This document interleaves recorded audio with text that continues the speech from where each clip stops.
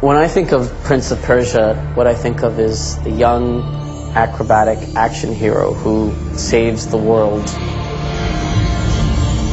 The first thing that comes to mind for me when I think of Prince of Persia is taking part in a huge swashbuckling adventure, something where you get to do acrobatics and sword fights, and you're exploring an exciting, exotic world at the same time. Prince of Persia really is the true meaning of adventure. It's got the gameplay in there and it's got the story.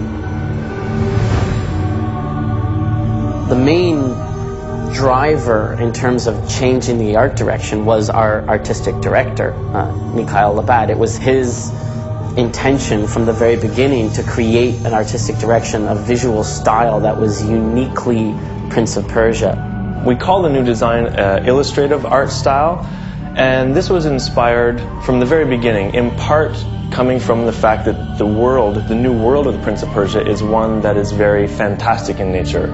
It's very fable-like, very fairy tale-like. And to resonate with that, we went with an art style that makes it feel like a storybook, makes it feel like you're inside the legend as opposed to just being in a realistic historical world, because this isn't a very realistic historical world. And the reason why we call it illustrative is because it's born of the illustrations, right? And rather than take those illustrations and just sort of use those as reference material for creating 3D environments, the intention was, let's try and create the 3D environments to look as much as possible like those illustrations. And there was quite a lot of R&D and time spent in thinking about how could we create something that was very unique, that wasn't super cartoony and it wasn't, you know, super realistic either, but that was a very unique melding of the two.